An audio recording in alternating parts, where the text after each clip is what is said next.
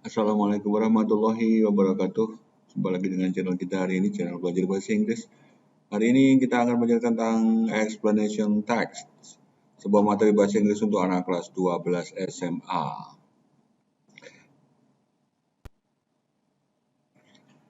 Nah, sebelum kita masuk ke materi lebih lanjut, kita harus pahami dulu bahwa tujuan dari penulisan explanation text adalah menerangkan why atau how something happens. Jadi kita nanti akan mencari tahu bagaimana sesuatu itu terjadi atau bagaimana sesuatu itu dilakukan. Ya, kita akan belajar proses, kita akan belajar langkah demi langkah, utamanya gejala alam ya terjadi di sekitar kita. Dan ini termasuk materi dari explanation text. Kita lihat contoh dulu. Nah, kalau misalnya ada sebuah teks, ya, topiknya itu tentang sneeze, ini ada orang bersin. Earthquake, how earthquake happens, bagaimana gempa bumi terjadi. How to make friends, ya, how to live in different countries, etc. Pokoknya menjelaskan bagaimana atau kenapa sesuatu bisa terjadi, itu adalah contoh dari explanation text. Nah, explanation text mirip atau serupa dengan prosedur. Mungkin untuk teks berbentuk prosedur pernah kita pelajari ketika kalian masih di junior high schools ya, di SMP lah kayak gitu. Bedanya kalau dulu prosedur, teks prosedur itu biasanya bagaimana membuat sesuatu ya, biasanya manusia ya, misalnya mengoperasikan how to operate a cell phone, okay? How to cook something, yeah. How to make drinks, ya, dan banyak hal yang lainnya. Prosedur untuk bagaimana melakukan sesuatu, tips sederhana itu biasanya contoh dari teks prosedur. Untuk kali ini teks berbentuk explanations more or less to something natural, banyakkan ke sesuatu yang lebih alamiah. How tornadoes happens, ya. Okay. How lightning occurs, ya, semacamnya. Jadi sesuatu yang sifatnya alamiah. Ambil contoh misalnya kita melihat earthquake. Kita ambil contoh earthquake di sini. Sebelum kita masuk ke teks earthquake atau gempa bumi, kita lihat dulu gambar yang ada di sini. Penjelasan tentang anatomy of an earthquake. Jadi earthquake itu adalah shaking of the ground, jadi goncangan tanah caused by sudden motions along faults or fractures in the earth crust. Jadi ada goncangan tanah yang disebabkan oleh gerakan yang tiba-tiba ya dari sepanjang retakan patahan di lempeng bumi kayak gini nih.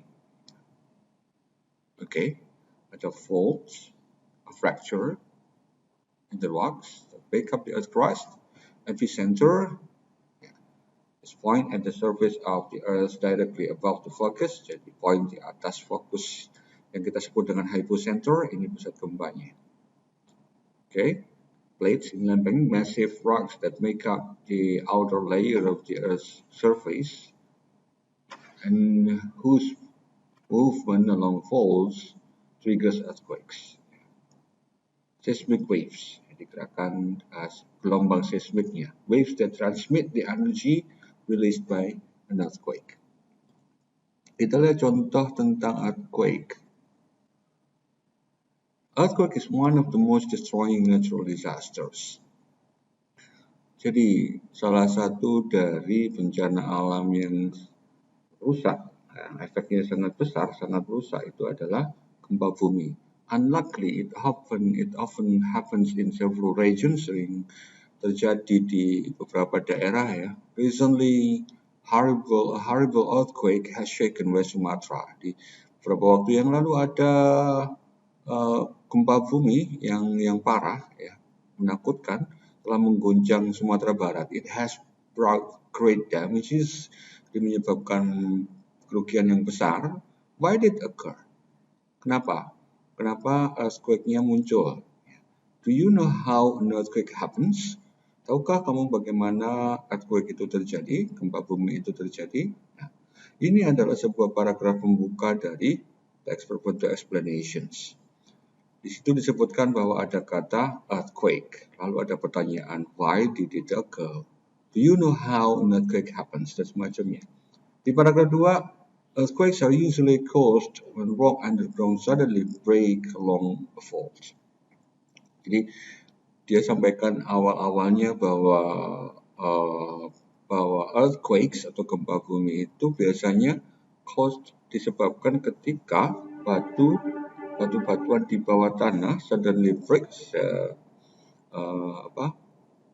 tiba-tiba breaks ya, pecah ya. Jadi sepanjang awan itu, the sudden release of energy, jadi release ya, pelepasan energi yang tiba-tiba ini causes the seismic waves, menyebabkan gelombang seismik. Nah, inilah yang membuat the ground shake, ground atau tanahnya berguncang. When two plates of rocks are rubbing against each other, they stick a little. Jadi ketika ada dua lempeng yang saling bertumbukan, bergesekan satu sama lain, mungkin mereka agak sedikit, they stick a little, jadi agak sedikit menempel ya. Pertumbukan biasanya agak sedikit menempel dalam pergerakannya itu. They don't just slide smoothly. Intinya mereka tidak slide ya, bergerak secara smooth, lancar ya. The rocks are still pushing against each other but not moving. Jadi batu-batu itu saling menekan satu sama lain tapi tidak bergerak gitu. Jadi hanya menekan sehingga goncangannya semakin besar. Nah, di paragraf 2 inilah langkah-langkah sequence atau urutan dari gempa bumi itu dijelaskan ya. After a while, the rock plates break. Setelah beberapa saat, the rock plates break, ya di lempeng batuan tadi pecah, because all the pressure that's built up, karena ada tekanan ya, semua tekanan yang ada itu sudah terbangun, muncul. When the rocks breaks, the earthquake occurs. Jadi ketika batuannya pecah, earthquake-nya terjadi atau muncul. Nah, dari situ kita bisa simpulkan bahwa ada bentuk text structure. Yang pertama, bagian awal, ini memang tidak selalu mengikuti rumus secara lengkap seperti ini ya bentuknya, cuman ini bisa kita jadikan panduan bahwa explanation itu diawali dengan introductions ya. Di introduction ada general statement about the topic. Jadi kalau tadi misalnya menerangkan tentang gempa bumi, ya berarti ada disampaikan tentang earthquake itu. It may include definitional questions ya, or a brief description. Jadi di paragraf 1 itu ada misalnya definisi sebuah pertanyaan dalam sebuah bentuk pertanyaan, atau sedikit lah penjelasannya, sedikit banget, hanya untuk mengantarkan pembaca bahwa ini loh kita hari ini belajar ini gitu. Nah, di bagian kedua ada series of explanatory statements, ada urutan pernyataan-pernyataan explanatory, jadi menjelaskan tahapan-tahapannya. Ada keterangan statements are written in sequential order. Statements pernyataannya itu ditulis dalam urutan yang sequence yang urut ya. Urutan yang urut gimana ya? Teratur gitu ya. 1, 2, 3 ya. Langkah-langkahnya jelas untuk menerangkan how something works. Bagaimana sesuatu itu terjadi, bekerja ya, bagaimana sesuatu itu bekerja. Termasuk misalnya gini, what it is used for, untuk apa? What each part does. Setiap bagian itu melakukan apa? How the part work together. Bagaimana bagian-bagian tersebut saling bekerja bersama, dan how to use it. Ya, bagaimana menggunakannya. Jadi ada fungsi, ada pergerakan, proses ya, dan bagaimana menggunakannya. Nah, yang kedua biasanya ada juga penjelasan tentang why something happens. Kenapa sesuatu itu terjadi. Dalam hal ini contohnya how and why it starts ya. Bagaimana dia mulainya. Kenapa dia mulai. Tahapannya awal kayak apa. Nah, what happens next? Setelah itu ngapain? Kenapa? Ya, what happens after that? Setelah itu apa yang terjadi? Kenapa lagi? Ya, what happens finally? Dan terakhir, apa yang terjadi? Itu adalah susunan dari bentuk explanation text. Nah, kalau kita lihat bagian terakhirnya, selain tadi ada general statements tadi ya. Ini ada general general statement di introduction, lalu series of explanatory statements, dan yang terakhir adalah conclusion, summary or comments. Biasanya di sini ya pilihan juga sih, bisa muncul bisa enggak. Cuman kalau dimunculkan include a summary or recommendation, a general comments about use or history ya. Nah, itu tentang struktur teks. Nah, ini ada struktur kalimat. Nah, di kalimat bentuk explanation ini kalimatnya menggunakan grammar apa, tata bahasa apa. Ternyata kita lihat ada present tense, subject plus verb one. Ya. Causal language. Oh ya, sebentar. Kenapa kok harus present tense? Karena fenomena alam itu jawabannya. Kalau fenomena alam itu kita menggunakan rumus present tense, simple present tense. Itu loh yang subject plus verb one. Terus kalau ada to be yang am is are, itu loh yang fungsinya untuk kebiasaan. Kalau negatif pakai do not, does not, ya, atau am is are not, itu present tense. Causal language, if, then, sebab akibat, this results in the reason that. Ini untuk menghubungkan dua kalimat ya. Sequential connectives, firstly, then, next, later. Di awal kalimat biasanya pertama, setelah itu, lalu. Impersonal language, jadi menggunakan, menghindarkan penggunaan I, you, we, they, he, she. Ya.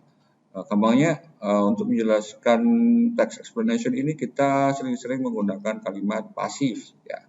Kalimat pasif. Itu loh kalimat yang rumusnya subject, to be, plus verb 3. Nah, technical vocab ya, layers of the earth tadi ada apa lagi? Ada rocks, ada epicenter, hypocenter dan semacamnya. Nah, ini adalah bagian terakhir, kita sudah belajar banyak yaitu tentang explanation itu fungsinya apa, terus yang kedua tadi struktur teksnya, dan yang terakhir adalah struktur kalimatnya. Nah, sekarang coba diamati kalimat berikut, pertanyaan-pertanyaan ini ada 5. First, what is the purpose of an explanation text? Apa fungsi dari text explanation? Yang kedua, can you mention 5 topic as an example of an explanation? Coba pikirkan 5 topik ya, 5 hal yang kiranya itu nanti, oh ini explanation gitu. Yang ketiga, how is explanation different from procedure? Apa bedanya explanation dengan procedure? Bagaimana mereka bisa beda? Di mana? Number 4, what are the text structures of an explanation? Struktur teksnya kayak apa? And number 5, what are the language features of an explanation? Grammarnya pakai apa saja? Itu tentang pembelajaran hari ini, explanation text. Kalau suka silakan like and subscribe. Ya, silakan share. Kalau ada pertanyaan silakan ketik di kolom komen di bawah. Terima kasih. Stay alert, stay sukses. Assalamualaikum warahmatullahi wabarakatuh.